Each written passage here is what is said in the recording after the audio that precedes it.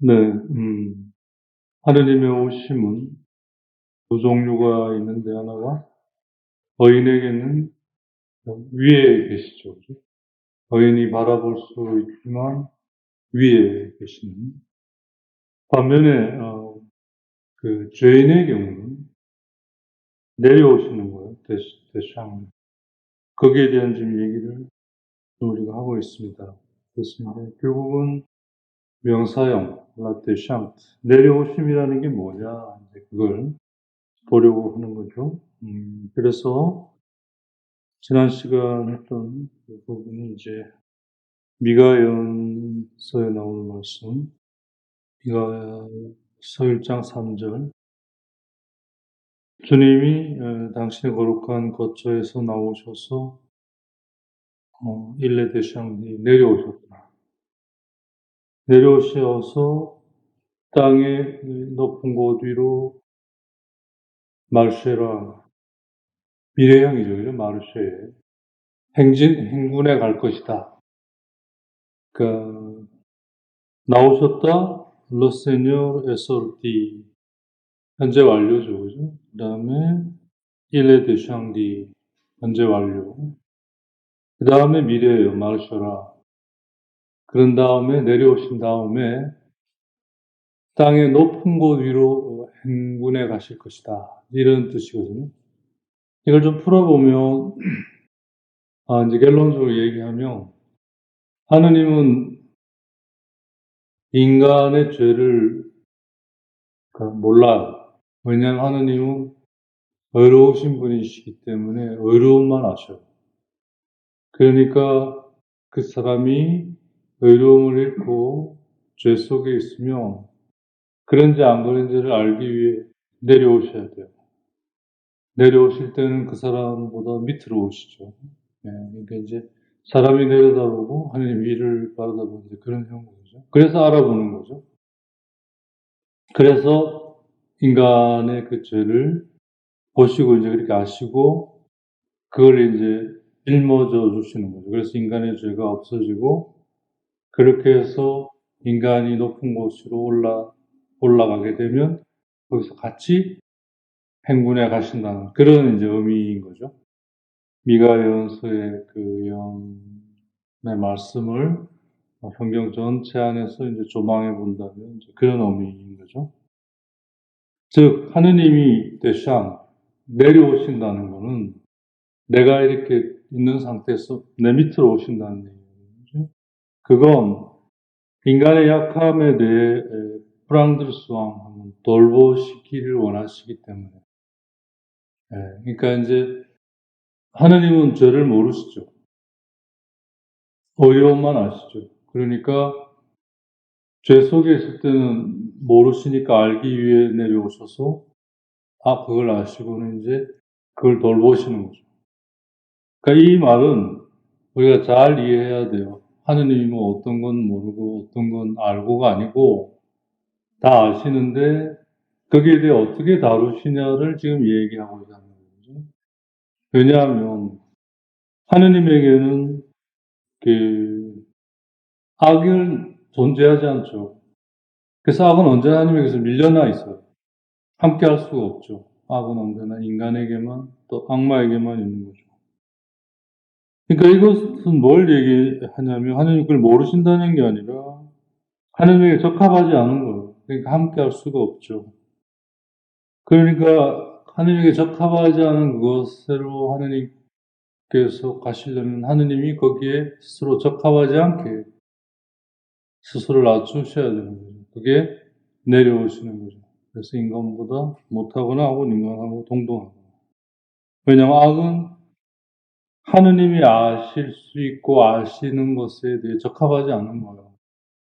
그러니까 그걸 알기 위해 일단 그 상태가 아닌 당신을 낮추셔서 내려오신 상태에서 그걸 아실 수 있는 거죠. 무슨 말인지 좀 이해하시겠죠? 하느님의 상태에서는 그걸 알 수가 없어요. 왜? 적합하지 않아요. 그 하느님께서 당신을 내려놓으시고 인간의 상태 혹은 인간보다 못한 상태로 오셔야 그걸 알 수 있는 거죠. 그래야 그걸 돌보실 수 있다는 그런 얘기죠. 그러니까 이건 하느님이 이 부분에 대해 어떻게 다루시느냐, 어떻게 오시느냐의 문제인 거지. 예. 좀 잘 헤아릴 필요가 있어요. 안 그러면, 그럼 하느님은 그럼 뭐 악도 아신다면, 그럼 뭐, 악은 뭐냐? 이런 이제 어려운 문제가 봉착이 되는 거죠. 그죠? 그러니까 악은 하나님과 함께 할 수 없는 존재고 하나님에게는 악이 없어요. 오로지 악마와 인간에게만 존재하는 거죠. 세상 사물에게도 악은 존재하지 않죠.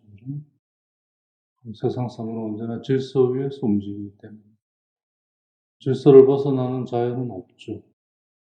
그러니까 그런 상태는 하느님이 아시려면 내려오셔서 그런 상태와 똑같이 되거나 못할 상태가 되어야 아실 수 있는 거죠. 그래야 아셔야 이제 돌보실 수 있다는 거죠.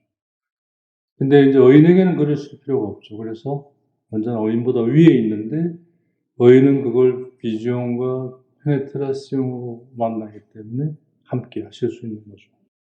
대충 이제 이렇게 정리가 될 수 있는 건데 좀 더 구체적으로 살펴보면 하느님이 내려오신다는 것은 그분께서 라페블레스면 인간의 약함을 돌보고자 하실 때 이게 가장 분명하고 아주 명료하게 그리고 이것만 특별히 다루고 있는 부분이 그 유명한 예수 그리스도의 마음을 얘기하는 빌립비서 2장 5절 이하입니다. 소위 그 케노시스라고 하는 자기 비우심의 하느님. 이 하느님의 본성이죠. 그죠? 하느님은 어떤 분이시냐? 하느님은 모든 것에 당신 자신에 대해서도 마찬가지예요. 모든 것에 당신을 내어주시는 분이에요.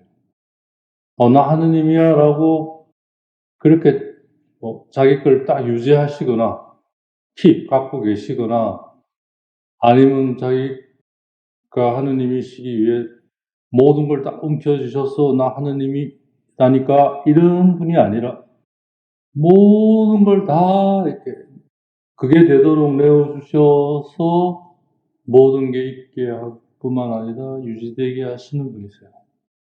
그래서 하느님은 스스로는 존재하지 않는 분이신 거죠. 그러니까 하느님이라고 해서 가보면 안 계시는 거예요. 스스로 존재하시고 있지 않으셔서 존재하지 않으시니까. 모든 곳에 존재하시니까.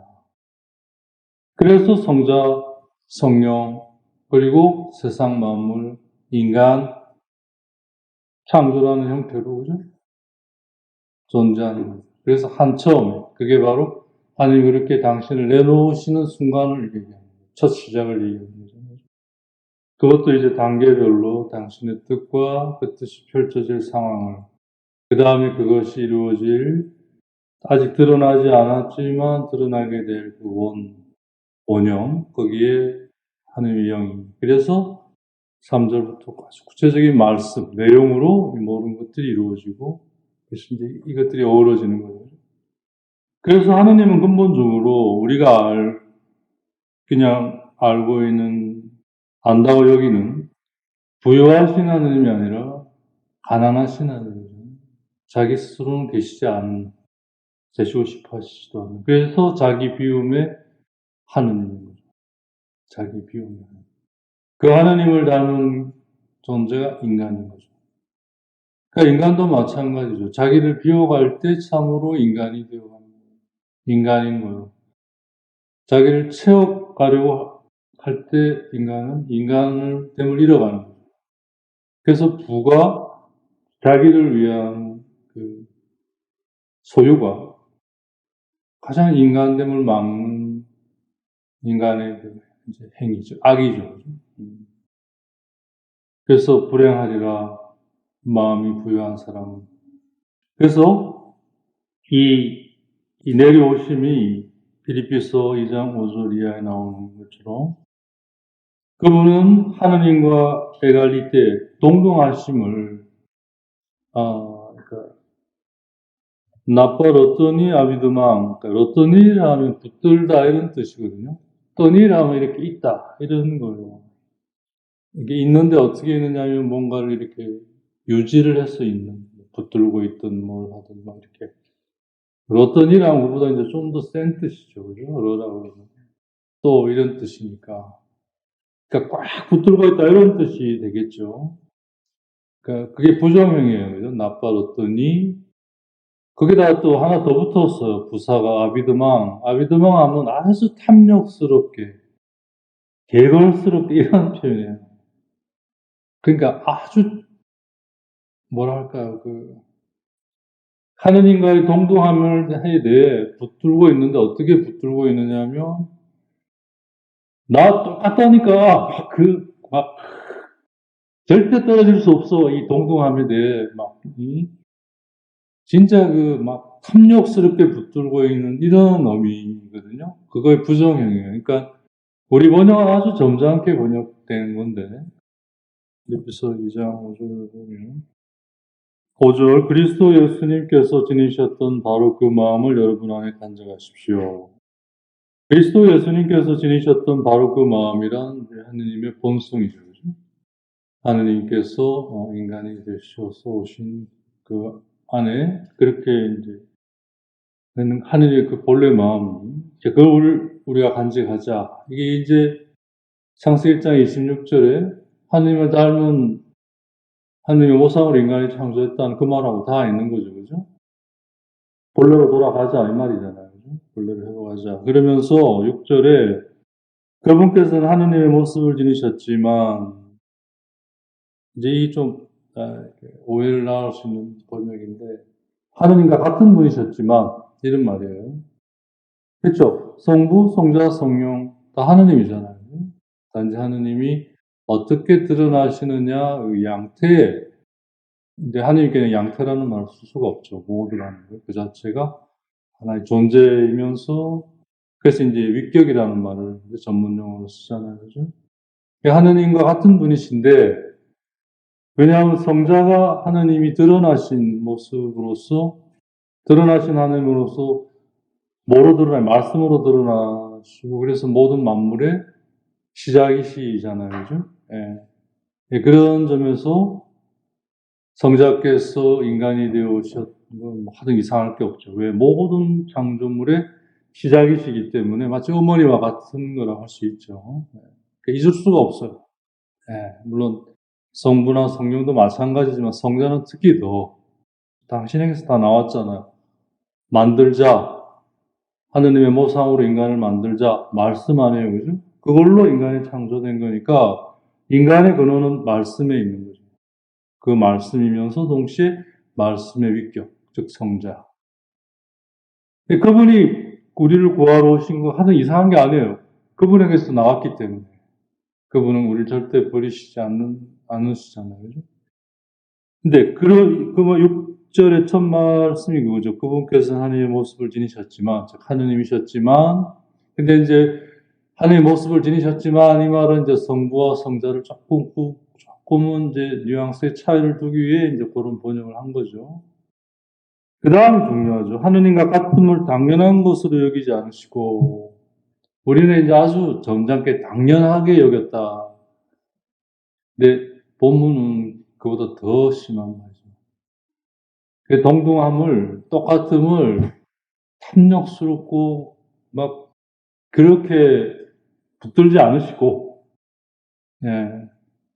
그래서 나빠졌더니 아비드망 송 에갈리테 아비크 뒤에 이렇게 그러면서 mais anéanti lui-même en prenant la condition d'esclave. 그러니까 그러면서 종의 조건을 취하셨어. La condition d'esclave. 그러니까 종의 조건이란 죄에 떨어져서 죄로 인해 하느님이 주신 참된 주인, 다스림을 해서 떨어진, 종속돼 버린, 노예 상태가 되어버린 그런 인간, 그 상태를 취하셔서 앙꾸러나 제 아내한테 루이메 그 스스로 당신 스스로가 아무것도 아닌 것이 되어버린 거죠. 그러니까 이게 뭐예요? 자기를 비우셨다는 얘기가 되는 거죠. 그래서 하느님과 같음을 당연한 것으로 여기지 않으시고 오히려 당신 자신을 비우시어 종의 모습을 취하시고 사람들과 같이 되셨습니다. 번역이 그러는 거죠. 이게 뭐 신학적으로 영성적으로 키예요. 이 빌립비서 2장 5절, 6절, 7절 이 말씀이 이게 이해되지 않으면 뭐 우리 신앙은 뭐 껍데기일 수밖에 없죠. 즉 하느님은 이러한 맥락 속에서 우리에게 드샹디 내려오셨어요. 근데 그냥 내려오신 게 아니에요. 뭐 낙하산 타고 오듯이 아니면 우주선 타고 오듯이 뭐 이렇게 오신 게 아니고 죄에 떨어진 우리를 그러니까 알기 위해서 당신이 하늘으로 있는 상태는 이걸 알 수가 없죠. 그러니까 그걸 알기 위해 우리 상태로 내려오신 거죠.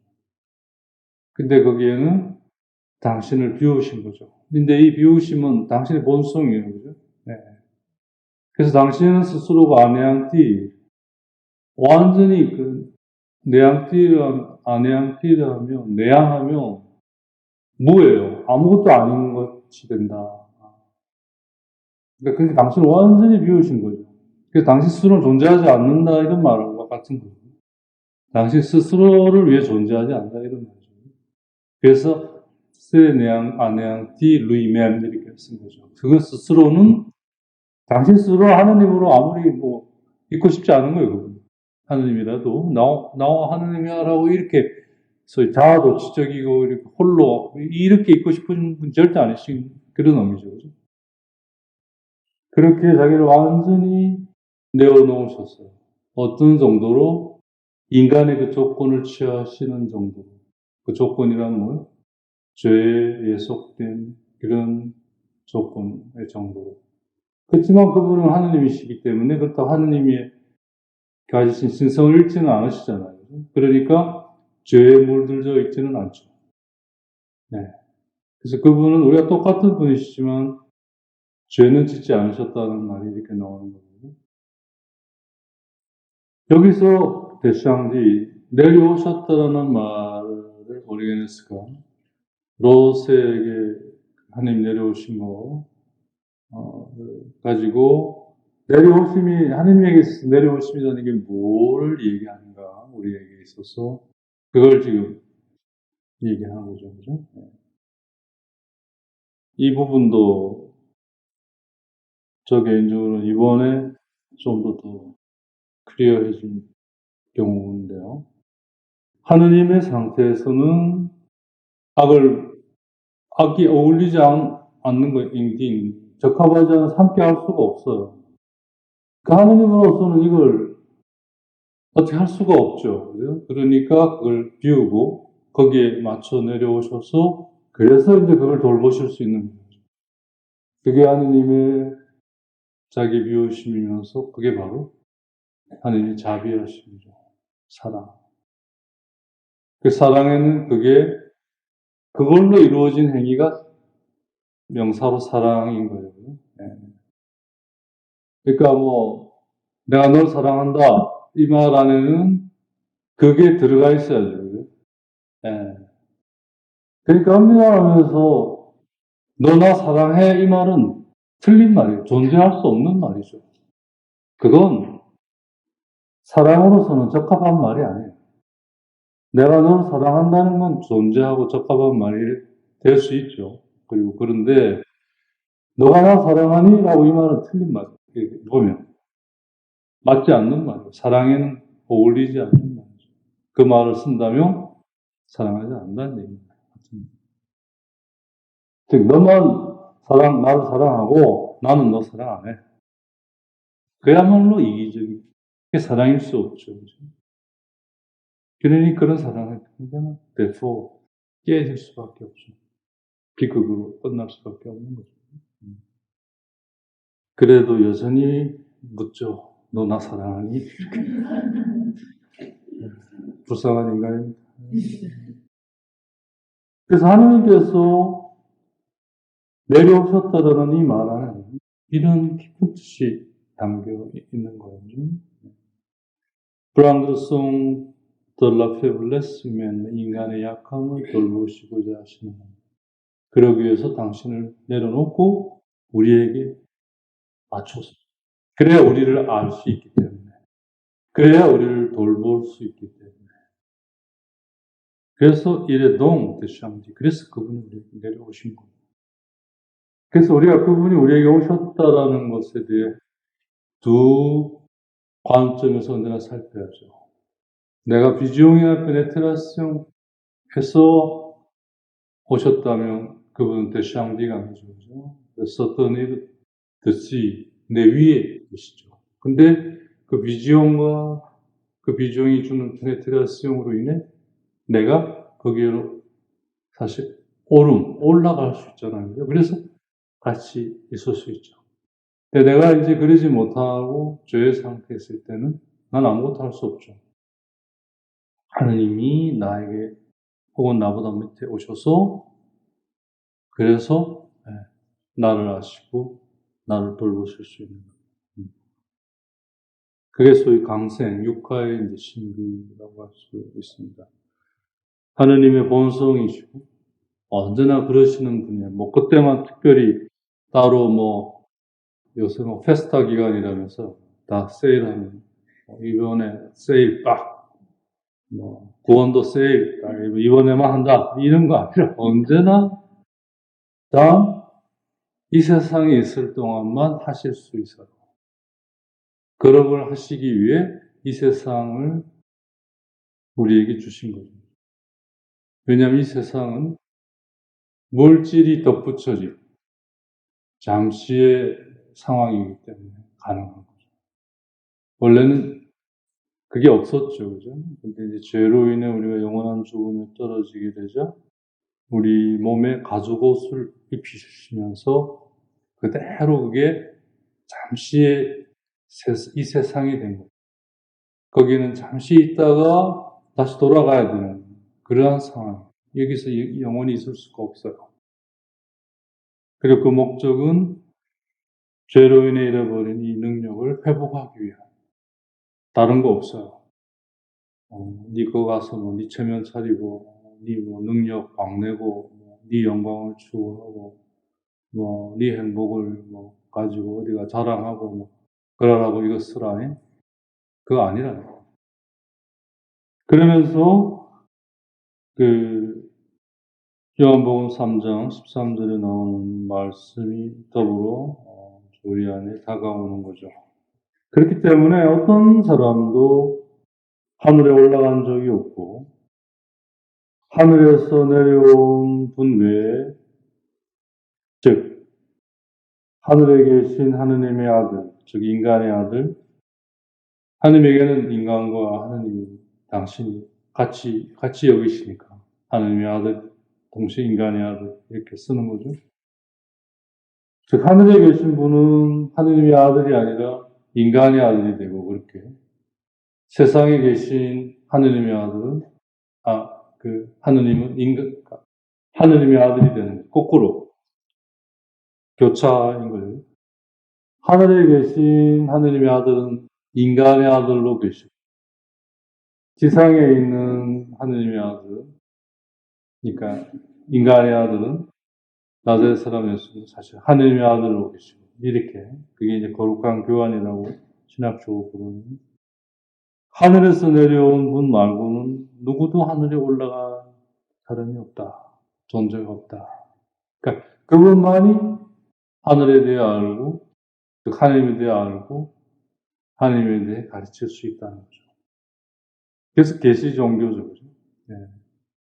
그래서 우리 그리스도교는 그래서 인간의 깨달음은 하나님이 알려주신 것을 알아듣는 거지. 그래서 그분만이 하느님에 대해 우리에게 알려주실 수 있고, 그래서 주셨어요. 우린 그걸 알아가는 거예요. 뭐, 다른 거 없어요. 내가 뭐, 그분 말고 뭐, 내가 직접 하느님과 소통해서 뭔가를 깨달아야지. 그러면, 뭐, 그리스도교 아니라 뭐, 가리스도교나 이렇게 종교 이름이 바뀌어야죠. 같은 이름을 쓸 수가 없어요. 그래서 내려오셨다는 거에는 알고 돌보시기 위해서 그 돌보신다는 건 하느님의 방식은 뭐냐? 일단 알게 하시는 거죠. 하느님이 돌보신다는 것은 무조건적으로 주는 것이 아니에요. 줘봐야 자기 것이 되지 않으면 아무 의미 없는 거죠. 참되지 않은 거죠. 하나님은 참되신 분이시기에 그것이 참으로 나의 것이 되도록 그렇게 돌보시는 분이시죠. 그러니까 그분이 다 하시지만 우리가 거기에 함께해서 그분이 하시는 것이 내 안에 같이 나는 못하지만 그분이 하시는 것을 내가 함께하면서 그분이 하시는 것을 내가 알아듣고 알아가야 되는 거죠. 그래서 그것이 내 것이 되게 하는 게 하나님 방식이죠. 그래서 전적인 참여가 요구되고 전적인 동의가 요구되고 그게 믿음이잖아요. 네. 그래서 주님은 우리의 모든 것을 약함을 돌보시기 위해서뿐만 아니라 더 나아가면 볼 때 그걸 짊어지기 위해 오셨어요. 우리가 그걸 못 짊어지니까 우리가 짊어지는데 그러면 우리는 옆에서 짊어지고 계시니까 뭐 나는 가만히 있으면 되네 그냥 그게 아니라 짊어지시는 그분과 같이 그래서 그 짊어지심을 통해 일어나는 것들이 내 안에 일어나서 그것이 나의 것이 되도록 내가 하지는 않지만 또 일부 내가 해야 될 부분들은 해야겠지만 전적으로 내가 할 수 있는 건 아니고 난 그걸 할 수가 없어요. 그분만이 하실 수 있어요. 아니 내가 할 수 있으면 했지 또 하지 왜 못하겠어요? 나는 그걸 못하게 돼버렸어요. 그래서 그분만이 하실 수 있고 그분이 그걸 하시는데 나는 거기에 함께 하면서 그거를 거기에 참여해서 그것이 일어나는 것들이 그냥 그 상황에서 그분과 내가 하나로 있기에 그대로 나에게 전해지는 거예요. 그런 상황. 그게 잘 이해돼야 돼요, 사실은. 그게 잘 이해 안 되면 하나님이 다 하세요. 나는 바캉스 나가고 감사합니다. 나는 놀긴 하겠습니다. 이래 되거나 아니면 할 수도 없는 사람이 자기가 다 하겠다고 이제 그러다 끙끙거리다 빵 가버리거나 이래 되는 거죠. 그죠? 그런 경우를 왕왕이 많이 자주 너무나 자주 보는 거죠. 저도 그걸 알고 나서 얼마나 자유로워졌는지. 하나로 함께, 그래서 하나 되고자 하는 게 그렇게 중요한 거죠. 그럴수록 그분이 나를 위해 하시는 것이 그대로 내 안에 전해지고 일어나서 그것이 나의 것이 되어가는 거죠. 네, 이렇게. 그게 하나님과 함께하는 방식이죠. 그게 바로 우리를 돌보시고자 할 뿐만 아니라 우리 거를 짊어지시는 뒤에 오신 거죠. 그분. 내려오셨다라는 것은 두 가지 의미를 동시에 가지고 있어요. 돌보시기 위해서뿐만 아니라 그걸 짊어지기 위해서.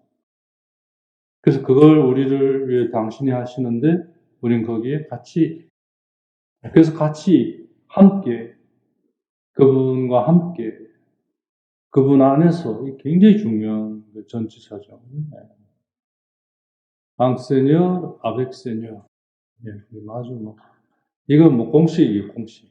모든 걸 아벡 그분과 함께 그분 안에서.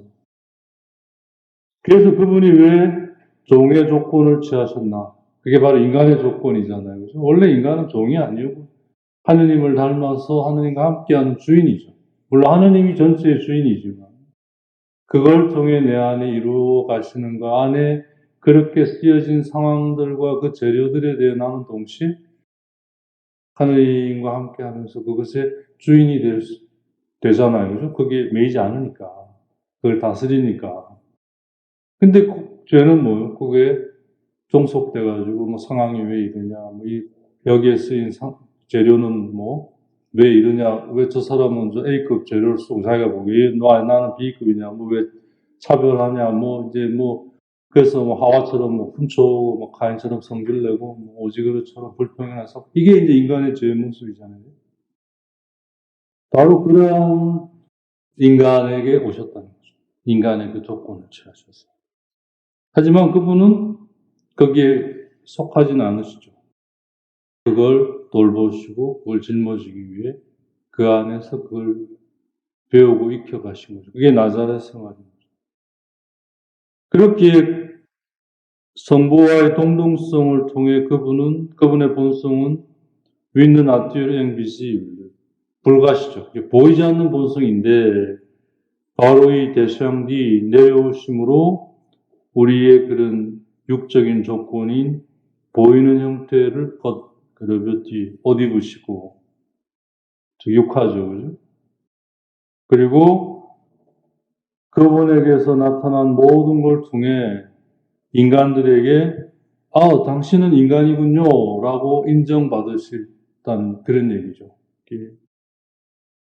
그 2장 7절 오히려 당신 자신을 비우시어 종의 모습을 취하시고 사람들과 같이 되셨습니다. 이렇게 여러 사람처럼 나타나, 이제 우리 번역은 이제 그러니까 본문상 그렇게 이제 뭐 내용을 침범하지 않으면서 이제 말의 흐름에 따라 이렇게 여러 사람처럼 나타나 이렇게 번역했는데 원뜻은 사람들에게 있어서 당신도 사람이군요 라고 인정을 받으셨다 이런 말이에요.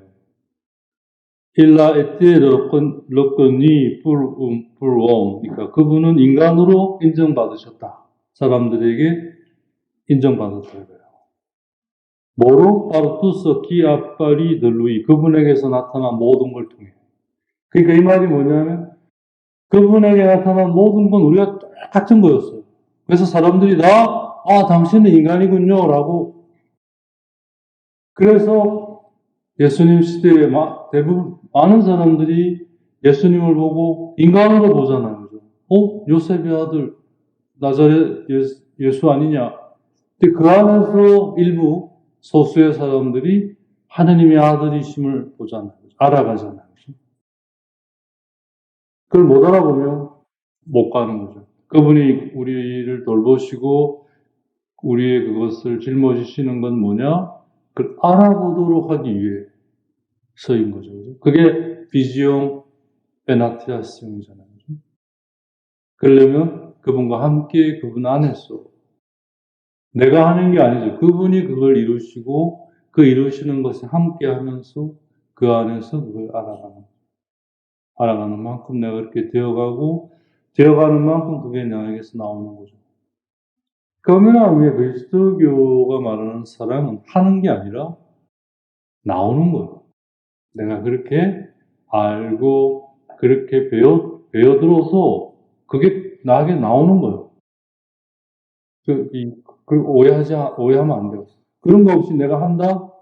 가짜예요. 프리텐딩이죠. 뭐만 하는 척밖에 되지 않아요.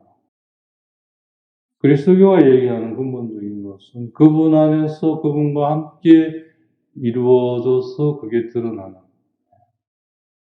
그래서 첫째 계명을 바탕으로 둘째 계명이 이루어지는 이런 형식이죠. 그래서 그분은 보이지 않는 본성을 지니셨지만 우리를 위해 보이는 형태, 즉 죄의 모습을, 조건을 옷 입으시고 취하시고, 얼마나 취하셨냐면 그걸 다른 사람들도 똑같이 당신 인간이군요. 어떻게 조금이라도 하나님의 모습, 특권 이런 게 전혀 없는 똑같은. 그러니까 그게 그분이 우리에게 내려오심의 성격이에요. 그분이 우리에게 내려오셨다는 건 나와 똑같이 최소한, 아니면 그보다 더 못하게. 그래서 내가 그분과 함께 할 수 있게. 네. 그래서 그걸 통해 함께 하는 걸 통해 나를 이제 돌보시고 그런 나를 짊어지시면서 이제 내가 그대로 그 안에서 일어나는 것들로 이렇게 되어가는, 이게 그분의 방식입니다. 그게 대샹디 내려오셨다라는 말의 참뜻이라는 거죠.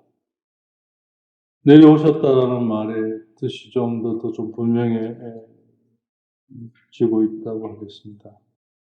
그전엔 그냥 오셨구나, 옆집 삼촌 왔나 뭐 이런 정도, 지금 그게 아니라고. 진짜 신랑을 기다리는 신부처럼 정말 그 아가씨에 나오는 남편을, 신랑을 기다리는 신부처럼, 그래. 예. 그래서 하나님께서 우리에게, 즉 성자께서 인간에게 내려오셨다는 말이 이제 뭘 뜻하는지, 그렇게 내려오신 후에는 이제 두 가지 경우가 발생하겠죠. 이제 그분이 우리를 돌보시고 우리를 이제 짊어지시면서 그걸 통해 그분과 함께 하나 됨 안에 이제 그러한 것들이 이제 내 안에 대로 이루어져 가는, 이제 그게는 이제 전적인 나의 동의가 있어야겠지만, 아무튼 그렇게 해서 어떤 이들은 그걸 통해 본래대로 올라가는 거죠. 그죠? 예. 몽대에 올라가는. 하지만 어떤 이들은 여전히 앙바 밑에 있는 거죠. 그죠? 네. 못 올라가고.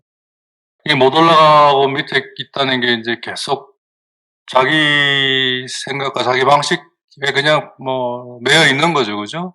그게 전부라고 생각하고, 왜 하느님은 그걸 이렇게 해결해 주지 않냐.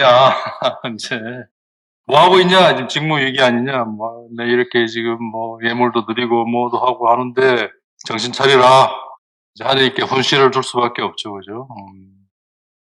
사도들의 경우, 이제 사도들 모두에게 일어난 건 아니죠. 물론 나중에 부활하신 후에는 이제 모두에게 그게 일어났지만, 저 살아계실 동안은, 지상에 있을 동안은 3명의 제자에게만 그게 이제 일어났어요. 즉 베드로와 야고보와 요한이죠. 그들을 데리고 산으로 올라가셔서 거기서 트랜스피규레, 변모하셨어요. 트랜스피규레 하면, 피규르 하면 이렇게 모습이잖아요. 그죠? 피규르. 그게 트랜스 하면 뭐 우리말로는 변했다고 하는 건데, 그 피규르가 지금 이 피규르에서 본래 피규르로 이렇게 넘어갔다, 이런 뜻이거든요. 트랜스라고. 그러니까 뭐 변했다라는 말인데, 변했다라는 말은 좀 오해를 가질 수 있어요. 본래대로 됐다, 이런 뜻이죠. 트랜스피규레. 그게 어떤 건지 모르죠. 뭐 백옥같이 희고, 뭐죠? 뭐 어떤 마전장이보다 더 희고, 뭐 어떤 빛보다 더 하얗고, 뭐 이런 어떤 그런 정도로 표현된 거긴 하지만, 아무튼 그게 이제 마르코복음 9장 2절에 나오잖아요. 그죠? 즉 하느님 나라의 신비들을 그분이 가르치셨는데, 그 가르침을 받은 이들 중에 그거를 이제 뭐 아까 말한 대로 함께 하면서 그게 그대로 자기 안에 이루어져 간 사람의 경우, 그건 전적으로 자기가 얼마나 거기에 함께 하고자 했느냐, 중요한 변수고, 그죠? 또 한편으로는 이제 뭐 어떻든 그렇게 되도록 하느님이 또 특별히 좀 더 이끄신 것도 있고, 하여튼 뭐 복합적이긴 하죠. 네. 그런 이들에게는 이제 그렇게 일어나죠. 올라가고 몽대, 앙우, 더 높은 곳에서 이렇게 일어나죠. 그죠? 네. 그게 즉 비지온과 페네트라시온이죠. 하지만 대부분의 사람들, 그리고 바리사인들에게는, 즉 그들의 죄를 나무라고 일깨우 그런 하는 예수님이 한 그 사람들은 여전히 아래에 있고 풀밭에 있어요. 그 5,000명을 먹이신 그런 기적들에 일단 풀밭 위에 앉아 있으라. 그러면서 이제 감사 기도를 드리시고 빵을 떼어 나누셨다. 그때 그들이 뭐 높은 곳에 이렇게 있은 게 아니에요. 그죠? 아래에, 풀 위에 있은 거죠. 그죠? 그게 바로, 그들에게는 아직 하느님 나라의 신비가 그분과 함께 진중을 하지 못해서 아직 그 안에 형성되고 있지 못하다는 얘기인 거죠. 하지만 3명의 제자들에게 그게 일어났지만 그들은 직접적으로 그걸 보지는 못했죠. 거기에 놀라서 머리를 땅에 숙이고 있었잖아요. 그죠? 네. 뭔지 모르고 있었다. 이렇게. 하지만 그 안에 같이 있었는 건 사실이죠. 그러니까 이게 뭘 뜻하냐면 이 세상에 있는 동안은 하느님께서 그런 걸 우리에게 하셔도 우리가 그걸 못 알아듣는다는 거죠. 하지만 그게 우리 안에 없는 건 아니라는 거죠. 즉 그분과 같이 갔어요. 평상시하고 달리 높이 올라갔어요. 근데 거기서 뭔가가 일어났는데 그게 뭔지는 못 봤으니까 모르는 거죠. 그걸 보고 사실은 이제 왜냐하면 베드로가 그잖아요. 그 순간 자기에게 향해 버리잖아요. 너무 좋아서 여기에 같이 있자. 자기에게로 다시 죄의 모습이잖아요. 자기에게로 탁 하자. 거기에 함께 하지를 못하는 거죠.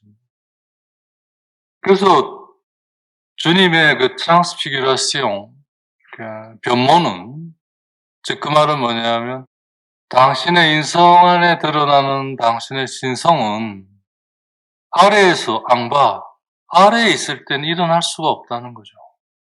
거기에서는 그분이 하시는 거를 내가 받아먹고 그런 상태밖에 되지 않는다는 거죠. 그분과 함께 같이 올라가고 같이 하면서 그 이사야, 엘리야, 그다음에 모세 통해 즉 그게 이제 율법과 연서의 말씀 아닙니까? 그걸로 올라가서 즉 그게 바로 그분을 따르는 것이죠, 그죠?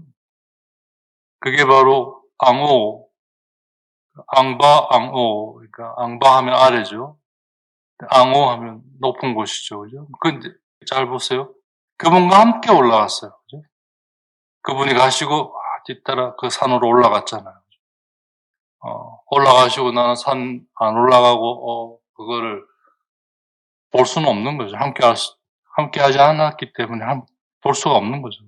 함께 해도 그 전체 중에 가장 중요한 그 트랜스피규라시옹의 그 부분은 그 마지막 절정 부분은 그 과정 안에 너무 황홀해서 자기에게로 향하면서 함께 하지 못했잖아요.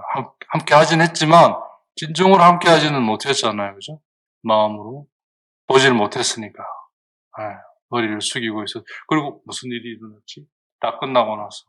뭔가 있었는데, 그러니까 우리가 기도를 하면서도 그 기도 안에 일어나는 것들 가운데 많은 것들을 그렇게 그 과정 안에서 따라가다가 거기에 황홀함 안에 자기 거로 쥐려 하는 순간 일어나긴 했지만 고개를 숙이게 되고 못 보는 거죠. 그래서 그분을 따를 수 있는 이들에게 바로 이러한 것이 일어나는 거예요. 그게 바로 오르는 것이고, 그럴 수 있었던 게 그분이 내려오셨기 때문에, 그래서 그분이 나를 돌보시고 나의 모든 걸 짊어지시기 때문에, 그래서 내가 그분과 함께 할 수 있고, 그걸 통해 그 안에 일어나는 것들이 새로 나 안에 같이 나눌 수 있는 거잖아요. 그죠? 그렇게 해서 올라가 높은 곳에. 그래서 하느님과 함께. 거기에 트랜스피규라시옹. 그분이 변하는데 그걸로 모여 내가 변하는 거죠. 그분은 뭐 변해봐야 뭐 하겠어요. 여전히 하느님이시잖아요. 그렇게 하시는 이유는 그게 내 안에 일어난다는 거죠. 그분이 그렇게 일어나야 그분과 함께 있는 내 안에 그게 일어난다는 얘기인 거죠. 그래서 하느님만을 구해야 하는 거죠. 하느님만을 위하고 하느님만을 구해야 그대로 내가 그렇게 된다는 거죠. 그러니까 정말 나를 위한다면 하느님을 위해야 한다는 거죠. 그래서 하느님과 함께 하느님 안에서는 결국 뭐요? 하느님 때문에 하느님을 위해서로 트랜스피규레 변해갈 수밖에 없어요. 즉 그걸 뭐 진화해 간다, 발전해 간다는 말하기엔 너무 세속적이고죠. 변해가는 거죠. 형태가 원래대로 원래로 넘어가 버리는 거죠. 그게 모세와 엘리야, 즉 율법서와 예언서를 통해 그거의 노래가 시편. 예수님이 나자렛 생활에서 그렇게 하느님을 알아가심으로써 당신이 하느님의 아들이심을 직면하시게 된 것과 같이 우리는 이제 하느님의 자녀임을 대면하고 직면해 가는 거죠. 그러지 않을 때 우리는 언제나 아래에 있고 거기에 맞춰 하느님 오시지만 그 오시는 것은 바로 그분과 함께 올라가기 위함인데 그러지 않으면 그게 이 세상에서 이루어지는 일인 거죠. 그걸 위해 이 세상이 있는 거고. 이 세상의 모든 건 그래서 그분과 함께 나에게 내려오신 그분과 함께 올라가기 위함인 거예요. 이게 이 세상이 있는 목적이고 이 세상에 내가 보내어진 목적이고 내가 향해야 할 목적지. 하느님이 하시는 유일한 것이고. 그래서 그게 하느님이 어렵게 여기시는 거죠. 그걸 구하라. 다른 건 그게 필요한 것들은 다 주어지게 되어 있다. 주어진다. 그게 우리가 뭐 모르지 않아요. 다 알아요. 근데 뭐 산들바람만 불어도 뭐 완전히 그냥 집체가 흔들릴 판이니 왜 그런가? 그분과 함께 실제로 하지 않기 때문인 거죠. 그냥 뭐 그분과 함께 오르지 않는 거예요. 그냥 뭐 이게 게으른 종이죠, 그죠? 날 위해 하세요. 그래서 내가 이렇게 살고 있잖아요. 배짱이처럼 뭐 곧 날씨 좋을 때 막 하다가 이제 날씨 추워지면 이제 굶어 죽는 것 같은 거 모아 놔야 되는데. 그래서 하느님을 위해 재화를 모아라. 네, 그 어리석은 부자의 비유에 어리석은 부자가 뭐예요? 자기를 위해 재화를 모으는 거죠. 그게 아니라 하느님을 위해 재화를 모아라. 대단하죠, 그죠? 어리게니스 좀 대단하시고. 자, 그러면 이제 이제 내려오심에 대한 얘기가 조금 이제 됐으면 이제 다음 문제. 그 하느님의 ignorance, 그러니까 ignorance 뒤에 그 하느님이 정말 몰라서 그런 거냐? 그 하느님의 무지, 모르심에 대한 이 부분은 그럼 어떻게 우리가 신앙의 눈으로 이렇게 이해하고 대면하고 바라봐야 되겠느냐? 이 부분에 대해 살펴보자는 거죠. 사실 이제 이 두 주제는 같이 맞물려 있는데 이제 밀접한 관련성을 가지고 있지만 분명히 각각의 고유한 내용을 가지고 있는 거죠, 그죠? 내려온다는 말씀과 알기 위해 내려오신다면 그건 모르고 있다는 얘기인데 그 모르심이 뭘 말하는가? 네.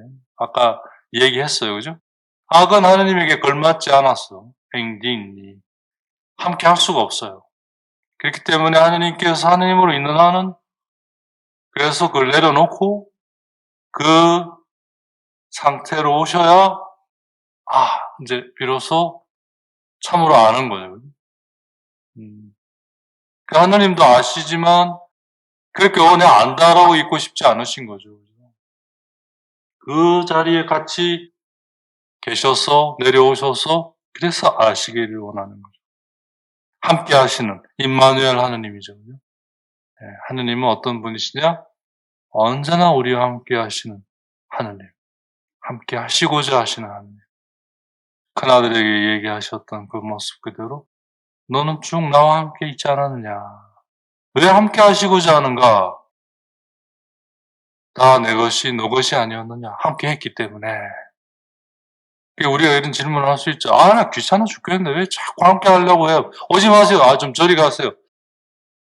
하면 그분께 내 거가 되진 못하고 그러면 나는 잘해야 큰아들 매크로 염소 한 마리 먹고 가는 거예요.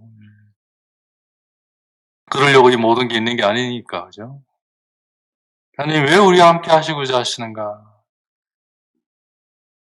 그래서 이제 아까 이 주제의 출발점이었던 내려오심에 대한 출발점이기도 했던 창세기 18장 21절 롯에게로 가시는 그 하느님에 대한 대목으로 다시 이제 돌아가는데요. 내가 내려왔다. 보려고 뭘? 나에게까지 이른 그들의 울부짖음에 따라 그들의 죄가 절정에까지 이르렀는지를 뿌르부아를 보려고. 그런 다음에 실 낭에빠앵시 그런지 안 그런지 뿌르레 건네트 알기 위해서. 우리 번역은 그때 한번 봤긴 했는데요. 18장 21절. 네, 뭐 다 들어가 있긴 있는데 조금 이제 강조점을 좀 더 두기 위해서 이어 주님께서 말씀하셨다. 20절, 18장 20절. 소돔과 고모라에 대한 원성이 너무나 크고 그들의 죄악이 너무나 무겁구나. 이제 내가 내려가서 저들 모두가 저지른 것이 나에게 들려온 그 원성과 같은 것인지 아닌지를 알아보아야겠다. 알아보아야겠다. 다 들어가 있긴 해요. 그죠? 근데 이제 조금 이제 더 이해를 돕기 위해 처음에 뭐요?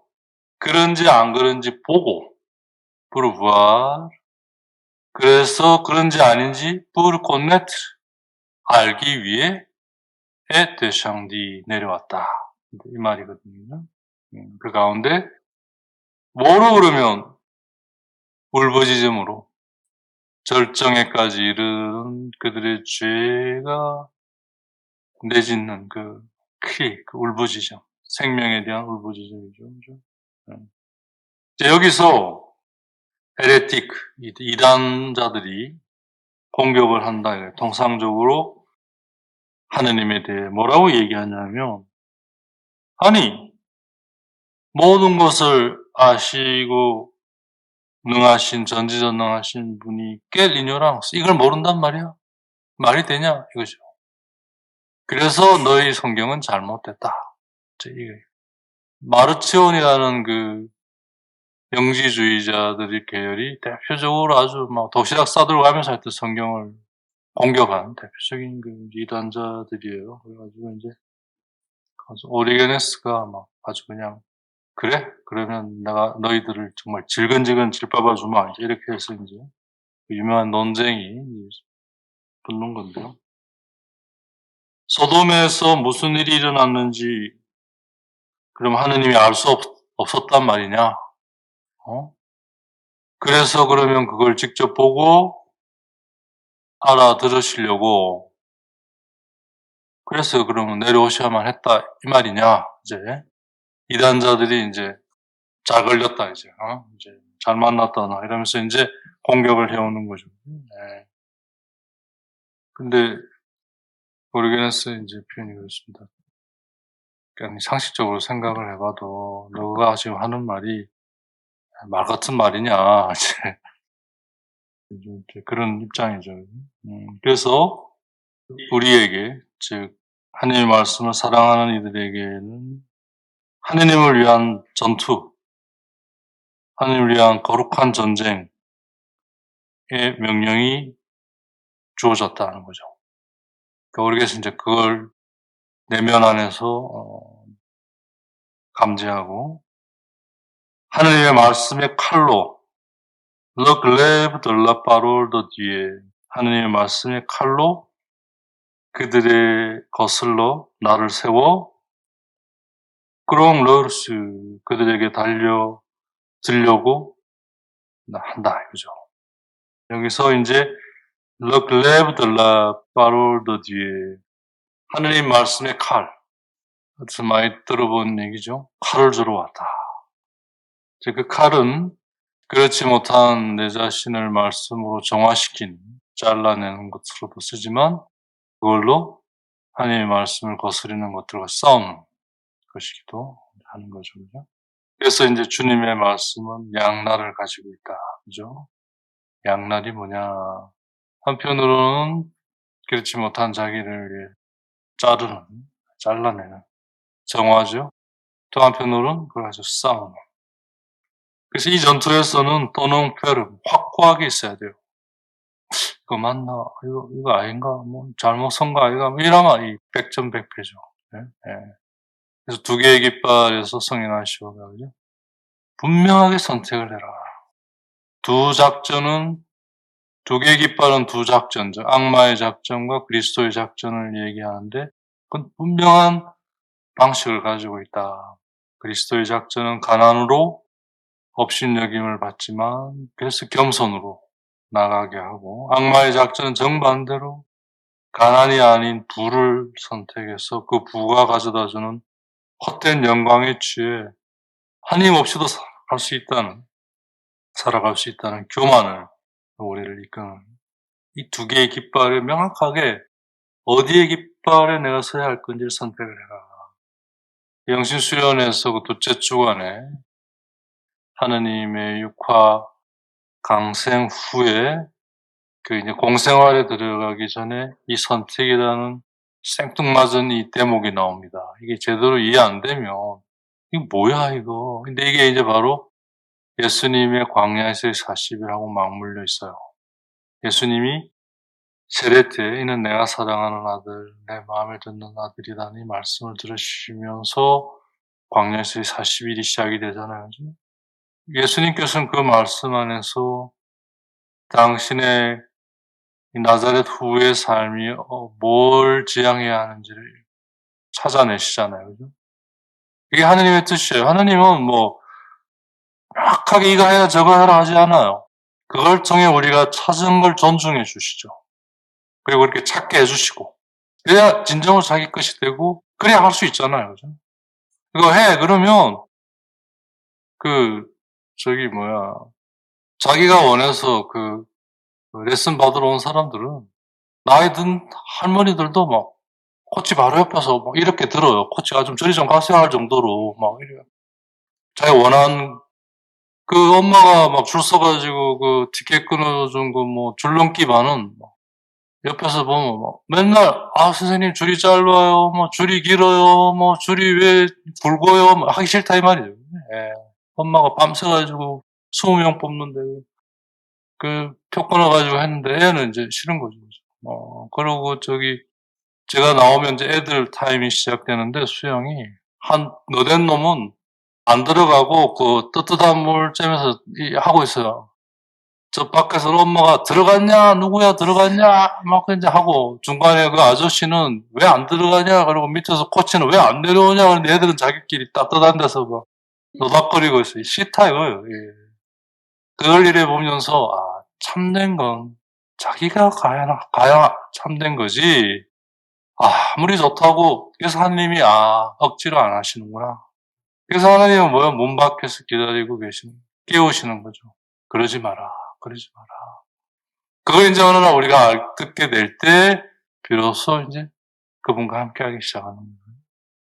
그게 이제 바로 소위 러 글레브 들라 파롤더 뒤에 하느님의 말씀의 칼. 그래서 불을 지르러 왔다. 예수님은 방화범이 아니라 이제 내 마음 안에 그걸 이제 일으키는 열정을 욕망과 욕정과 탐욕으로 변질돼 버린 이 하느님에 대한 이 열정과 의지를 이제 일깨우시는 거잖아요. 깨우시는 거잖아요. 그죠? 그 전쟁에 있어서 확고하게 서 있으라 이거예요. 어중간하게 있지 말고. 이 작은 아들은 확고했긴 했지만 잘못 확고한 거죠. 그죠? 네. 그 대신 그래서 제대로 확고하게 설 수 있었잖아요. 큰 아들은 이것도 저것도 아니니까 있으면서 있은 것도 아니고 뭐 이래 딱한 노릇이 돼버린 거죠. 이제 그게 확고하게 있는 게 어떻게 있느냐? 허리에 진리의 띠를 두르고 옛날 옷은 통솔이었잖아요. 그죠? 지금처럼 뭐 원피스, 투피스 이런 거 뭐 없는 시절이니까 그냥 이렇게 해가지고 목에 들어가게 빵꾸 내가 뒤집어 쓰고 이제 줄로 딱 묶었잖아요. 그러니까 필요하면 또 줄 빼가지고 또 뭐 쓰다가 또 묶고 이제 이렇게.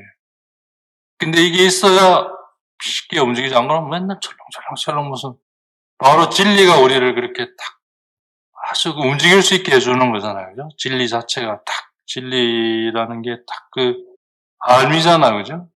참된 알면 나를 아주 뭐랄까, 그래서 가볍게 하잖아요. 그죠? 딱 그렇게 할 수 있게. 안 그런 게 이제 무거워가 철렁철렁 온갖 것에 다 흘리고 뭐 들이받고 말 하여튼 이런 이제 그런 의미죠. 그죠? 그러면서 믿음의 방패로 불화살을 막아라. 진리와 믿음이죠. 그게 이제 다 같은 말이긴 한데. 그래서 이단자들의 그 궤변에 독이 묻은 악의에 차고 신랄한 말과 행동들의 그 충격을 수더니 버티고 견뎌내라. 일단은 견디는 거죠. 그죠? 그러다 보니 이제 그 공격이 이제 꺾이게 될 때, 그 말은 뭐냐면 이제 그런 견디는 동안 나와 함께 하시는 주님 안에서 이제 내가 건강해지는 거죠. 튼튼해지는 거죠. 그죠? 그러면서 하나님 말씀의 칼이 나를 더 벼려서, 그죠? 이제 그 상황을 일별하게 하죠. 이런 거구나. 바로 그걸로 나는 말씀의 칼을 더욱 정성 들여 겨냥해서 그들에게 휘두른 후에 그들을 거슬러 그 칼을 던지는. 이게 모르겠어 이제 자신의 얘기이기도 한 거죠. 그죠? 하나님 그것마저도 당신의 말씀, 궁극적으로 말씀을 통해서지만 그 말씀을 그런 영적 전쟁 속에 또 두심으로써 그 말씀에 더욱 우리가 함께해서 그 말씀의 내용이 나를 구성하고 형성되게 하신다는 거죠. 평화 속에서만이 아니라 때로는 전쟁 속에서도 이렇게. 그러니까 우리는 이제 열심히 믿고 따르는 거 외에는 없죠, 그죠? 이거는 내가 좋아하니까 하고, 이건 내가 싫으니까 안 하고, 뭐 이제 이런 그러면 이제 베드로나 바울이나 야고보 요한처럼 그 순간 못 보는 거죠. 네. 뭔가 일어났는데 못 보는 거예요. 내 것에 썰려 버렸기 때문에. 이게 바로 다윗과 우리 신앙의 선조들이 지속해왔고 계속해왔던 하느님을 위한 전쟁의 모습이라는 거죠. 자신을 위한 전쟁이면서 하느님을 위한 전쟁입니다. 그게 이제 바로 오늘날로 표현하면 이제 영적 생활이고 또 구체적으로는 이제 기도 생활인 거죠. 그죠? 네. 그렇게 해서 우리 형제들, 나와 하느님께서 나에게 맡기신 위탁하신 이들을 위한 그들을 넘보는 적들에 대해 우리가 이제 확고하게 서 있어야 될 이유라는 거죠. 그런 점에서 바울 사도의 고린도전서 9장 15절의 말씀은 우리에게 깊이 다가온다는 거죠. 이단자들이 내 형제들 중에 어떤 이들, 특히 그리스도 안에서 아직 유약하고 부족한 이들, 즉 젖먹이들, 딱딱한 음식을 소화하지 못하는 그런 미숙한 이들, 그들의 그런 속임수로 가득 찬 말과 행동의 암시와 제안들을 통해 그들을 그러니까 어린애와 같은 거잖아요. 미숙하니까 그러니까 들어올리기가 쉽죠. 어른은 들어올리려면 자기가 들릴 수도 있으니까 그죠. 그러니까 이제 그래서 어른은 피해가고 조그만 애들 들어올려서 납치, 유기하는 거죠. 그죠? 그렇게 해서 결국 자기들 안에 captivity에 하면 가둬두는 거죠. 그 악마는 우리를 죽이지 않아요. 왜냐하면 숙주처럼 빨대 꽂아서 빼먹어야 자기가 사니까 우리를 죽이면 자기도 죽는다고요. 그러니까 우리 절대 죽이지 않아. 단지 우리를 가둬놓고 못 움직이게 해서 우리의 생명을 빨아먹는 거예요. 그러기 위해 우리를 납치해서 유기해서 가두려고 하는 거예요. 유혹이 그거거든요. 그게 이제 영원한 죽음을 말하는 거잖아요. 그렇게 내두기보다는 내가 그냥 확 죽어버리는 게 낫겠다. 그럴 정도의 마음이라는 거죠. 고린도전서 9장 15절에 바울 사도가 고린도인들에게 일어난 그런 모습들을 보면서 이제 그런 걸 고백하는 대목이 이제 나옵니다. 왜냐하면 그들은 성숙하고 그래서 온전하고 완전해진 이들에 대해서는 자기들의 손을 뻗칠 수가 없어요. 왜냐하면 자기들이 그러면 들리니까. 그러니까 모자라고 부족한 미숙한 사람들. 그러니까 가진 사람은 더 가지게 되고 없는 사람은 있다고 여겨지는 것만으로 잃게 된다는 말이 맞아요. 미숙할수록 더 당하고 맨날 시달리는 거죠. 예. 그래서 그 동물의 왕국에 자주 나오는 그 있잖아요. 왜 목에 목 딱 세우고 요만한 그래가지고 그냥 24시간 감시 한 놈도 아니고 한 14명이 맨날 그래가 확 숨고 그게 어떻게 살아요, 그걸. 하루 이틀은 몰라도 태어나자마자 죽을 때까지. 미치는 거지. 뭐 이러고 쫙 숨고, 난 그거 보면서 참, 걔들도 참, 각각은 다 존재 목적과 존재 가치가 있지만, 야, 참, 너네 참, 그 자체로 구원받겠다, 너네는. 다른 거 할 거 없다. 그걸로 충분히 공로가 된다. 사자나 호랑이는 이런 거 봤어요, 그냥. 맨날 자보는 눈빛이잖아요, 그러다가 이제 한번 눈 딱 떠서 이제 한번 할까? 딱 막 눈이 빛이 반짝반짝해 막 팍. 그런 동물에는 감히 덤비는 게 없어요, 그죠? 네. 누가 덤벼요, 그죠? 그러니까 이제 본래 우리 모습이 그런 죄로 인해 잃어버린. 그래서 이제 주님께 간청하고 또 우리의 기도로 이 작업을 시작을 하자. 그래서 말씀의 전쟁을 이제 개시하자. 그거에 도전하는. 그 도전이 뭐냐? 하느님에게 있어서 가장 치명적이라고 할 수 있는 하느님의 무지에 대한 이 부분에 대한 공격을 오르게나스가 이제 앞장서서 까부수겠다 이거죠. 하느님이 무지라는 게 뭘 말하느냐? 내가 그걸 보여주마. 이제 그건 다음 시간에 어떻게 보여주시는지 보도록 합시다. 오늘 여기까지 하겠습니다.